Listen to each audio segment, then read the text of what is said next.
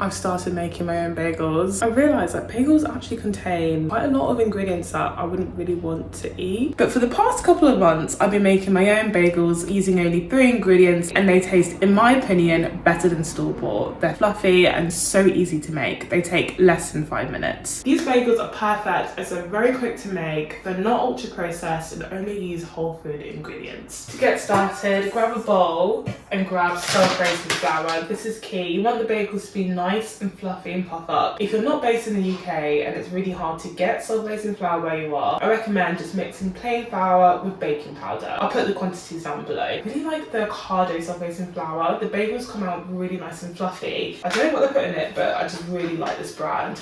As our second ingredient, Greek yogurt. I really like the fat-free kind. You can get it in most supermarkets. It's 0% Greek yogurt, it's guilt-free, but it's still thick and creamy, just the perfect combination. In my last video, there was uproar when I said that my yogurt goes off in a matter of days. I think it was the fridge in Spain, because I was living in Spain at the time, which is why my yogurt went off quite quickly when I opened it. My yogurt now lasts longer than a couple of days in this fridge, so I reckon it was the fridge in Spain. In that video, I make naan bread using these 2 same ingredients. If you fancy giving it a watch, I've linked it in the description box below. So grab a weighing scale, you can find it, and all you need to do is just get your bowl underneath. This is really off topic. I've got new hair. I'm gonna actually tie it up. I've got this wig done quite recently and I'm just getting to grips with it, if it makes sense. Gonna tie it up. I don't want any hair getting in the food. I just wanted something different. You know, I had the braids in for a bit, but I think this will do me for now.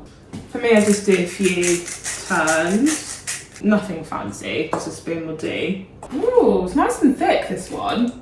It's thicker than the one that I usually use. Oh, that's good as well. Oh, I'm a glutton for Greek yogurt. I just find that it's good for you. You can lather on things. Although I am a bit of a Greek yogurt snob, I do like the authentic one, not the Greek style. Just give it a good mix in. I've moved this nearer the window so you can see it, because I feel like, oh, you need to be able to see this. Just slowly turn the bowl and fold it in, like so, and it'll start to come together to form a dough. Don't really want to overmix it. You want your bagels to be nice and tender, so I just do it slowly like this. Before I forget, one quick tip. Make sure when you knead the dough to keep it in the bowl. You don't want to be getting it out on your worktop. Keep it in the bowl, less mess, and it collects up all of the excess flour anyway, so it's win-win. I guarantee it will make cleaning up easier and you'll spend less time making this, which is what we want. So here's our dough.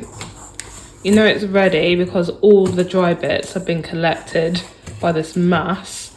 And when I, let's say, grab a little bit like that, it doesn't stick to my fingers, which is perfect. So it's ready to be molded into bagels. I put this to one side and I'm actually gonna clean the worktop. I'm just gonna use this. I love this. I literally just recently bought it and I cannot do without it. It just collects up all the stuff without getting your hands dirty. Voila, perfect. I forgot to mention, those of you who are lactose-free, vegan, you can use a different type of yogurt, it'll still work with this. I've used the Arla one. I have done a few paid partnerships with them, full disclaimer, but it does work really well with this recipe. So if you want to use that, by all means get it. So now we've got the dough.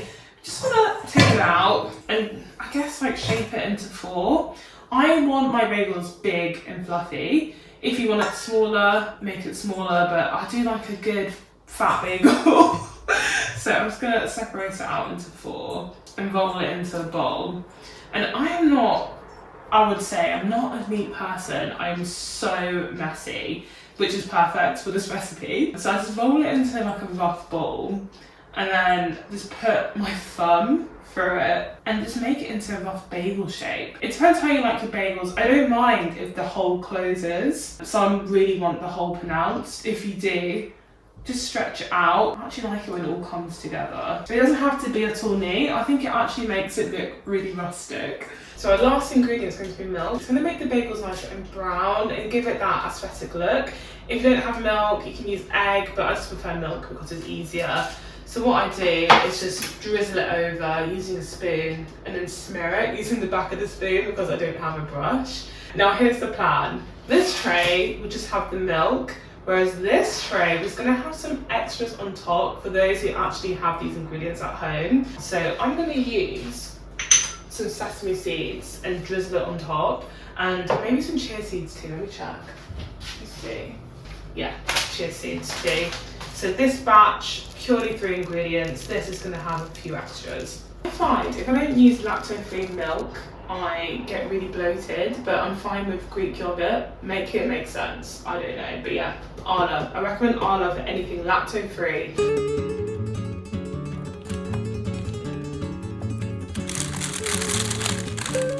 So I covered mine in the end because I didn't want it to burn, but I wanted it to cook through. So here are the bagels with, wow, chia seeds and sesame seeds. So you can see between the two, I think they all look stunning personally. I'm gonna let that cool down, but oh, just look at that. You know it's done when it's just nice and golden underneath. It's now the next day and I actually need to freeze my bagels because I'm going away. Here's how I do it so that it keeps fresh. Let me get them. You should just keep them in these Tupperware containers and they keep fine, I would say, for 4 days. But I know that I'm going away, I won't be able to eat them all, so I'm just gonna freeze them. You can see. Oh, I gave my boyfriend a little bit of the underneath when they came out the oven. Of course he just wanted some, so excuse this. But for the other two, I'm gonna freeze.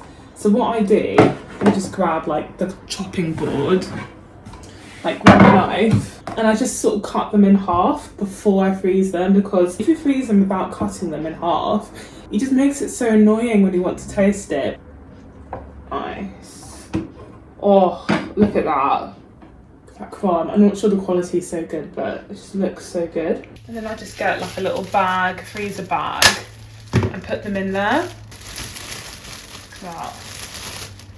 It's just perfect.